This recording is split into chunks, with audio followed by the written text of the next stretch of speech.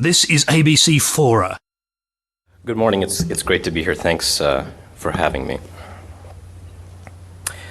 So it seems to me that when we look at the issues that face us today in the world, we'd like things to be simple, wouldn't we? We'd like answers, preferably one answer, really, and preferably a succinct and decisive answer. Indeed, it seems to me that we're living amid a general trend to simplify and isolate ideas, questions, and problems as much as possible. In education, for example, we segregate subjects into neat little parts presented in simple ways to be learned by rote and reported back. On television, conversation is driven by short segments and sound bites. Media training encourages us to summarize, to synopsize, to condense. Indeed, perhaps the newspaper's decline comes in part from a 30-year trend toward soft news and infotainment. Here we have the colorful USA Today. In particular, it's been cited as the primary example of post-television news, or what some call McNews. Ideas packaged and crayon-colored for appeal rather than for complexity.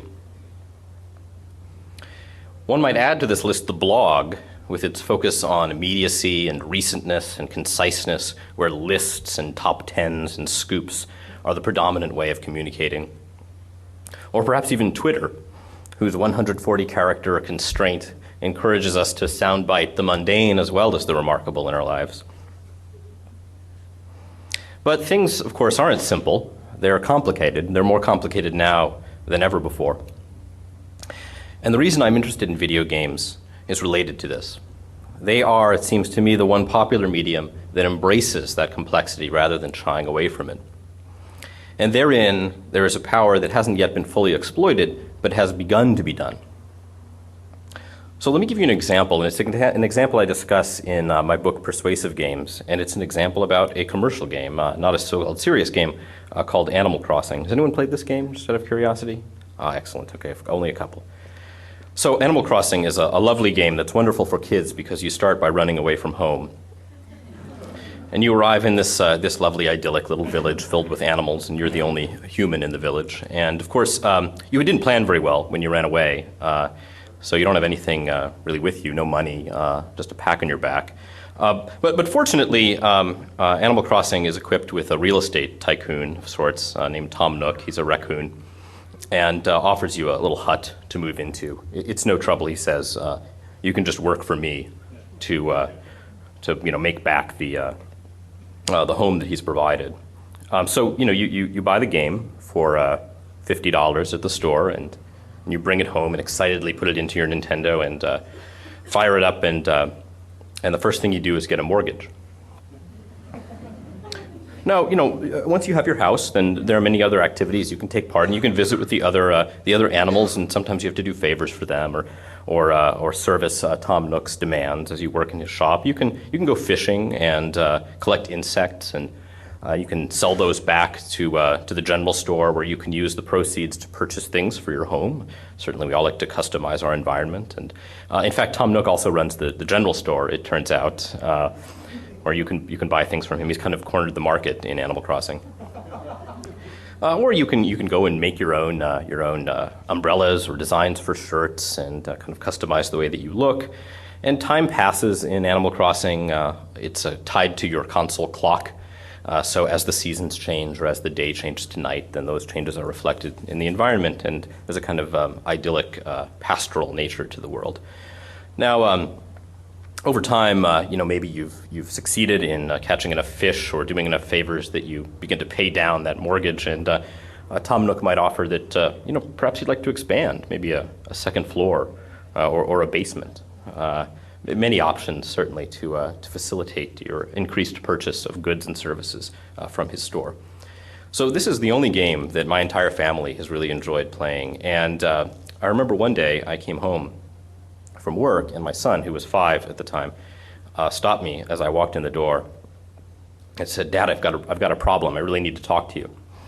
And I was quite excited. He was 5, so we hadn't had this sort of paternal experience very much, and I wasn't sure what to expect. So he sat down and began talking to me, and he said, "I don't know what to do. I've got a problem." "Okay, son, tell me Tell me about your problem.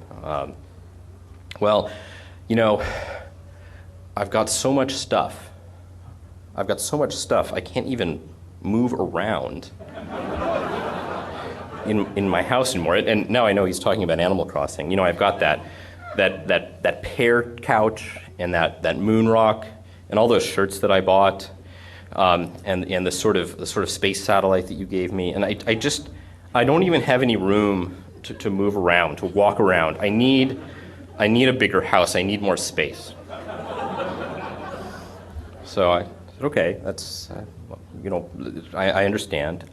So what do you think? He said, well, you know, the problem is that, see, I spent all my money buying this stuff for my house, and so I can't pay down my mortgage so that I can get an expansion, so I can expand, because I have all this debt from my first mortgage, and so what do? So it was my 5-year-old who had, thanks to Animal Crossing, fallen into the trap of long-term debt that many of us have suffered under over the past couple years. And you know, obviously we used this as an opportunity to talk about these things and how they worked, and eventually he had to make some decisions about whether he was going to sell some of the things back to Tom Nook, of course, for the secondhand market, and try to expand his house, or maybe make do with less. And what's interesting about this game is that it's clearly powerful in a really meaningful way, even though it's just an entertainment game, a kind of cartoon-looking trifle. It engages players in complex, nuanced ideas that have the potential, at least, to change them for the better. It's rather the opposite of conventional wisdom about games. To understand how a game like Animal Crossing can have the power it does, it's useful to think about the properties that are unique to games, what makes them different from other media. For me, those are these: the idea of modeling, of role play, and of world building. So let me talk about each of those in turn a bit. In games, players explore some model of an aspect of the world. And when we think about modeling, we usually kind of conceive of small versions of physical things, maybe planes or bridges, and we want to make kind of miniatures of them so we can test their properties and see how viable they are. But if we generalize the notion of the model, all it really means is a smaller, abstracted version of a complex system. Models describe the logic by which things work. The flexibility of computation allows modeling to do much more than just creating tiny versions of full-size things. Computation makes it possible to model the behavior of almost anything, really, from the chemical process of brewing tea to the physical properties of a realistic environment to the dynamics of a political or social situation. In computing and some related fields, we sometimes call this trait procedurality. Computers' ability to construct complex behaviors driven by many variables that a user can manipulate and explore. Computational models let us explore how things work. And video games are just a particular kind of computer model, but they're one oriented toward human experience and ideas much more so than other kinds of software. With video games, for example, one can model how civilizations expand, or how aircraft fly and how aviation rules are managed, or the practices of Japanese feudal espionage, or how universities are run. This is, I know, the game that you're all going to be dying to play when you get back home. Roles, then. In games, players take on roles, and they make decisions in those roles that are constrained by the model that the game presents. Now, it's true that the roles offered by many commercial video games usually involve the power fantasies of adolescent boys. That of the pro ball player or the space marine or the blood elf or whatever. But the role-play video games afford is actually much broader than that, and we need to give the games credit for doing much more than than it may appear on the surface. In general, playing a role just means simulating some experience. Every child knows this. But the difference between role play in the general sense and the kind of role play that we get when a software model is built around it is that the computer model of a video game allows the enforcement of the rules of that model's logic. It makes us play a role in accordance with some designed constraint rather than just a free-for-all. For example, we might play the role of a pro footballer subject to the rules of international play, or the role of an attorney subject to evidentiary demands in a court, or perhaps even the role of a criminal subject to the back alley logic of organized crime, or that of a peasant subjected to the social expectations of the underclasses in colonial Williamsburg, or that of a Darfuri villager powerless against the Janjaweed militia. There is in these concepts a powerful idea of empathy at work. It doesn't mean that we are adopting or embracing the roles that we play necessarily. Rather, it means that we are experiencing life constrained by different rules. What is it like not just to play a role, but to be constrained by the rules and regulations that that role implies? And then in games, players experience and explore worlds in the roles of characters constrained by models. It might be a world like the urban environment of SimCity, one a player constructs and manipulates like a mayor, or more accurately, like a god, exerting a power that's impossible in everyday life. It might be a social world they cannot control, rather the opposite of SimCity, but must work against, like the New York City of Grand Theft Auto 4. It might be a complex, persistent fantasy world whose rules and dynamics facilitate real-world collaboration across the limits of age, location, and class. It might be the world of professional practice, such as that of a US Army soldier. Or it might be the world of the arena concert, in which players experience the pressure and satisfaction of performance and spectacle. In games, players inhabit a world in a role constrained by the rules of a model.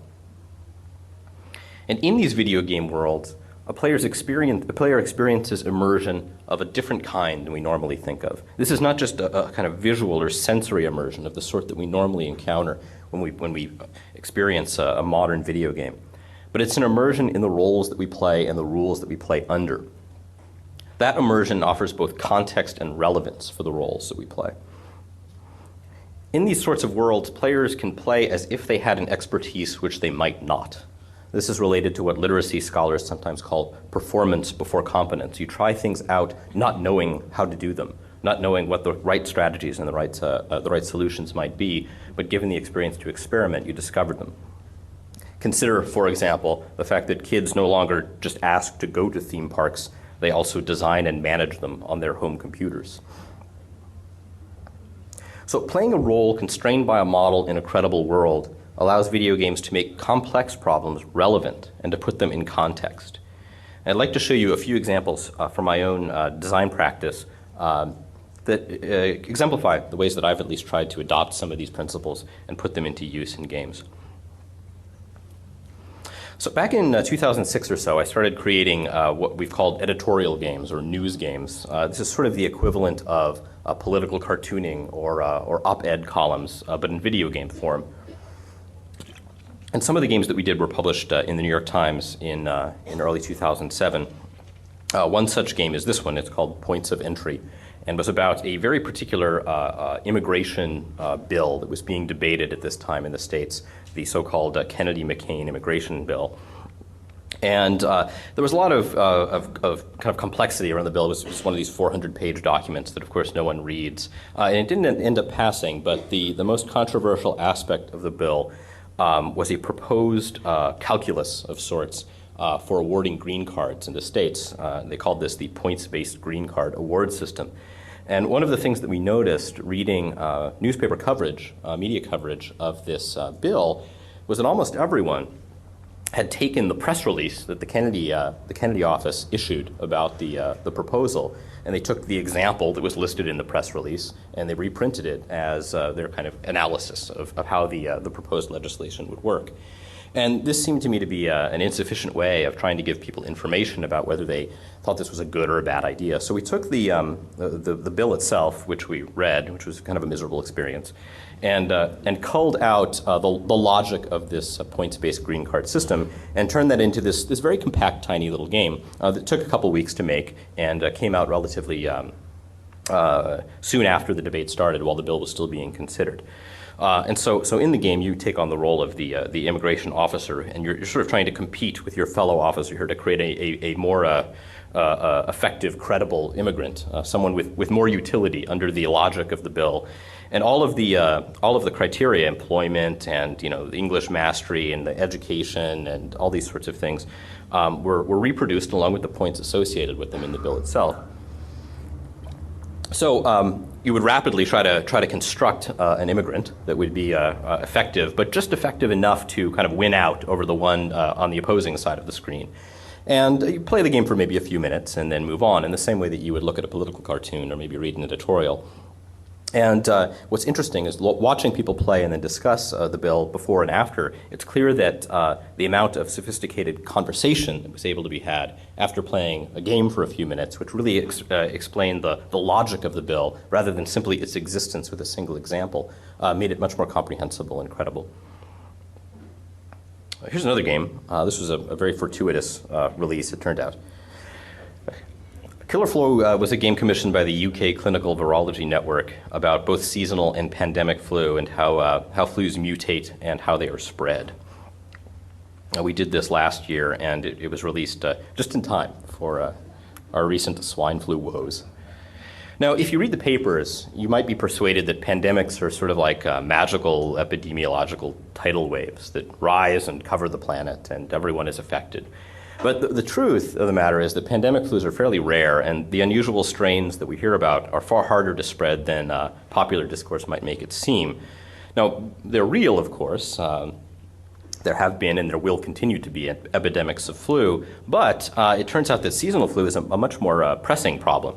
In fact, each year, 3 to 5 million people contract the flu, the ordinary seasonal flu, and worldwide, up to 500,000 people die from it annually. In the US alone, about 35,000 people die from normal, ordinary flu every year.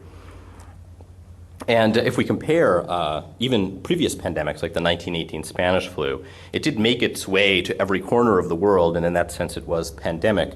But in the end, something like 50 to 100 million people may have died from Spanish flu, and it's a number that somewhat deceives because even at a roughly 20% infection rate, only 3 to 5% of those infected actually succumbed to the virus, or what ended up being something like 1% of the global population. So one of the goals that the UK Clinical Virology Network had with this game was to try to kind of dampen a panic and explain how both kinds of flus work and how they relate to one another.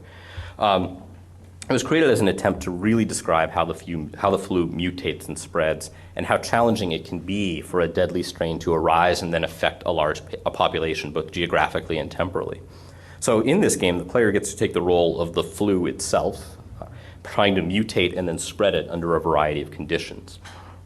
And the game first describes how ordinary seasonal flu develops and spreads and how people develop immunities to it year over year, and then how pandemic flu is born and carried. And of course, pandemic strains arise from mutations that become human transmissible, but then they still have to be spread rapidly enough to affect a large population. This game was designed to focus on so-called avian flu, H5N1, rather than the present H1N1 situation. But the same rules generally apply, the same principles are at work. And what the player finds when they play the game is that it's far more difficult than they might have suspected to create the pandemic the news would have us believe is imminent.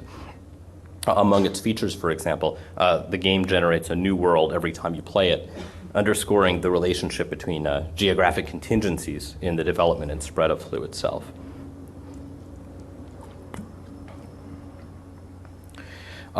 This is another game, a very different kind of game, a corporate training game that we produced for an ice cream retail franchise called Cold Stone Creamery. Do you guys have this in Australia? Yes, no, maybe? So this is one of these stores where you go and they scoop out the ice cream and then you get to choose what you want in it and they bash it up for you. So it's great fun to watch. But one of the challenges of this sort of business is that the product isn't measured in the same way as it would be if you just took a standard ice cream scoop and took a scoop of ice cream that already had all of the stuff mixed in with it. And worse than that, so you have these kind of spades that you use and you kind of draw ice cream out of these chambers. And each of the ice creams, which are mixed on premises with separate formulas, have different feels, different textures, different viscosities, which makes the sensation of choosing the right amount for each size, each portion, quite difficult. And this was the problem that we were trying to address in the game. I got to go in and get trained in this minimum wage job of serving ice cream, and it was much harder than I expected it to be.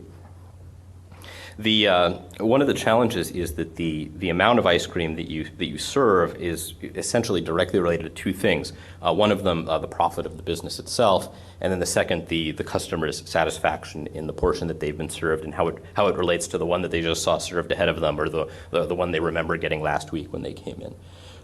So one of the interesting things about doing this sort of work for corporate learning situations, especially in a situation where the employees themselves are often young kids, is that you're told, well, this is what you have to do in your job, and not necessarily given the chance to try it out. So here, the role that the player is taking part in is almost that of themselves once they've developed the competence to be effective at this job. But more than that, we also tried to contextualize the reason why this mattered in the first place. If someone tells you that it matters how much ice cream you serve, then it's very different from seeing why that matters. And so the franchise economics of the recipes were exposed directly, essentially, to the players who would be playing this game on the corporate intranet of the company, and they could see directly how their actions affected the bottom line of the franchise.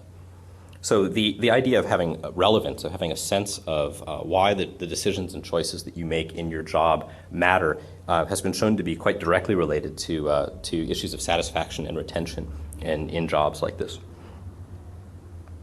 Another example, advertising. For many years, advertisers have not really sold us goods that help us lead the lives that we desire, but rather they've sold us access to the idea of some life that we imagine desiring, one that we may not ever actually encounter. For example, who really takes their SUV off-road anyway? But of course, buying one is something like being a statement about it's a display of your interests and ideals, even if we never actually make good on those interests. So even though we may not normally think of advertising as a social good, one of the things that advertising games have the potential to do is to shift our focus as consumers away from the manipulation of affinities and associations and back toward the more rational consideration of the features and functions of products and services.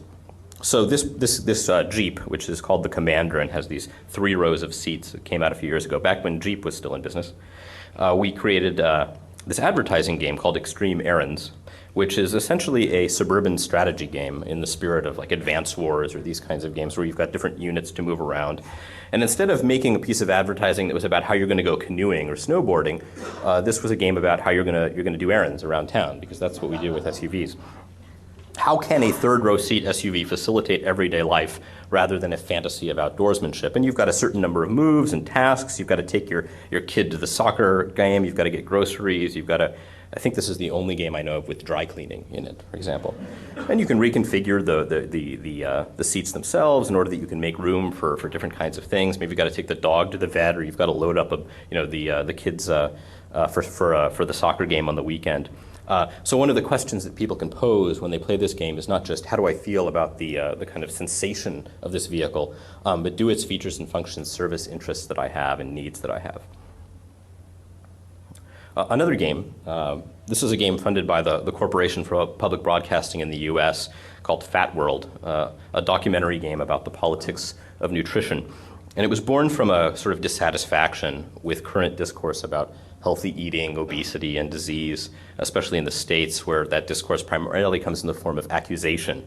Obesity, so the line goes, is the result of poor self-control and foolish choices, rather than the result of a complex set of interactions between socioeconomics, food politics, geography, education, opportunity, and so forth. So we took a relatively standard approach to game design, which was allowing people to create a character and imagine that in addition to constructing that character's physical appearance, they could also adjust their health status, for example, their girth or their medical predispositions. You can have food allergies in this game. And then you can occupy a little world, a little simulated world where that character lives, and in which social class and income matter. They have an impact on the choices that players can make. There's a difference between having a nice big house and a bunch of money and a little hut off in the corner. You can see the influence of Animal Crossing here. And what if you had to make decisions, and those kinds of health and nutrition choices were tied to your socioeconomic conditions? So if you had to eat, then you would actually have to construct those meals by buying the ingredients. And in fact, there are many recipes, each of which are constructed out of ingredients that we drew from real nutritional facts. And then we also let players feed the non-player characters in their environment by opening restaurants and then choosing how they wanted to make choices available to the other residents of their town. They could have like fried chicken hut or the wheatgrass house or something like that, and see the effects over time as time is sort of accelerated in the game. And as one day passes in the real world, 1 year or 3 years or 5 years could pass in the game world. And then we allowed the player to alter public policy, experimenting with regulation politics and subsidies. For example, you could choose to ban trans fats if you wanted to, although you have to kind of vote this up with other residents of your community. Or you could ban vegetables, which is what my daughter wanted to do. And then you can see how those subsidies recombine with other kinds of socioeconomic contexts to create nutrition effects. For example, there's this relationship between fast food and low-income diets, and the kind of notion of like the corn subsidies that create cheap corn sweetener that ends up in most of our foods, something you could simulate, or go in the other direction and imagine that you could subsidize fresh products and try to encourage those to be developed. And if you want to have knowledge about your own health, then you have to be able to afford it, and there's a kind of health system, and again, that health policy can be altered and adjusted. You can choose whether or not you want to have a kind of socialized, publicly available health system, or one that's only available to those who have the income to afford it. And you can get a report on your own health or those of others in your town, and then eventually you can die and try it all over again. And there are many different kinds of goals that one can set here, whether it's a matter of trying to live as long as possible, or kill yourself off as quickly as possible, or afflict a particular subclass in your town. So the idea of choice here is important, and being able to try the wrong thing as well as the right one. So kind of wrapping up, one thing that occurs to me is this whole notion of the name serious games deserves some commentary. And actually, despite the fact that I'm often identified as a proponent and developer of serious games, I've actually been something of a critic of the term. My main gripes, which I laid out in Persuasive Games and elsewhere, was as follows.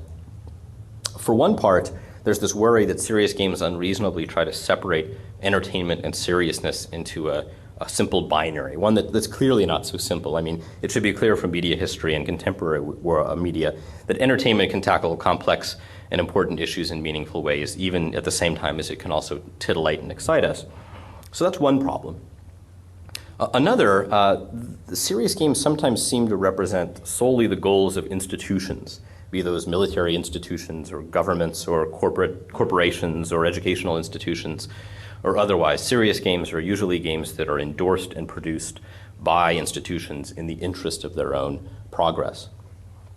And then for another part, serious games often issue a drive toward external influence and validation. They want proof that they work, and they want immediate proof that they work. They're supposed to do something to the world directly that can be measured and repeated predictably. And if we look at the various issues that serious games have tried to tackle, from leadership training to road safety to global freight logistics, there are clearly many problems that might be solved in new ways through video games, and this is an exciting and promising direction to go in.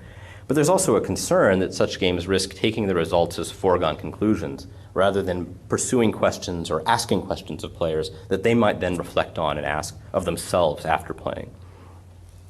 Now compare that to other means, of other approaches to making games. This is Will Wright, designer of The Sims, among other famous games. And the cool thing about Will is not that he's a brilliant game designer, although he might in fact be a brilliant game designer, but rather that he has real interests, and many interests, and pursues those interests and chooses to express them through video games. So a game like SimCity is based on the ideas from Jay Forrester's Urban Dynamics. From SimEarth, based on the ideas that are primarily described in James Lovelock's book Gaia. SimAnt, this book, The Ants, winner of the 1990 Pulitzer Prize. The Sims itself was influenced by a few different works. Christopher Alexander's A Pattern Language about architecture and design, Maslow's Hierarchy of Needs in Motivation and Personality, and Paco Underhill's study of why we buy things and kind of the logic of purchasing in social contexts. And Spore, the latest game that Will worked on, the concept of the Gaia Spore is actually a return to another of Lovelock's ideas, the notion that life itself can reproduce through space colonization. So there are many other examples of work like this. There's The Graveyard by Tale of Tales. This is just one example, a kind of game about the sensation of of being elderly and moving with effort and considering mortality. A similar but differently styled game is Jason Rohrer's Passage, a sort of memento mori in video game form, which abstractly depicts the progression of time and memory in a man's life in 5 minutes. Jamie Antoinese and David Johnson's Hush, a game about a Rwandan Tutsi mother trying to calm and quiet a baby to avoid discovery by Hutu soldiers. And here we have a kind of gameplay of patience that evokes a political circumstance rather than lecturing on it. Here's a different kind of game, Brenda Brathwaite's tabletop game Train, which asks players to pack people in the form of yellow tokens into train boxcars and deliver them as efficiently as possible into a station marked by a terminus card. Perhaps you can guess what this game is about. So seriousness is welcome, but perhaps not sufficient. What we really need is we need these games to be earnest as well, to be born out of meaningful and deliberate interest in a topic on the part of their creators, rather than just from a market of sort of outsourced solutions consulting. This requires us to treat video games as a medium capable of myriad uses. If you think of something like photography, for example, which is a medium that I'm very interested in, photographs can be used for many purposes. To document the horrors of war, to depict the texture of lived experience, to record the memorable and mundane effects or events of our everyday lives, more maybe to serve as a reminder of which part we need to pick up at the hardware store. All of these are photographs, and we would recognize them as such. We can imagine a sort of continuum in media that extend from art to tools. And while other media have explored this continuum from its center to its edges, video games have just begun to look at uses beyond escapist fantasy. And this state of affairs offers a kind of opportunity. It shows us the unexplored possibility space of video games. If pursued properly, then, serious games offer themselves as one way to expand the possibility space of games, to introduce new subjects and new purposes, ones that would embrace and expand our ability, the ability other media offer as approaches to experiences, and indeed to do that in a way that resists simplicity, that embraces complexity, and that puts players into meaningful roles that engender the empathy we need to understand our world in the coming century. Thanks very much.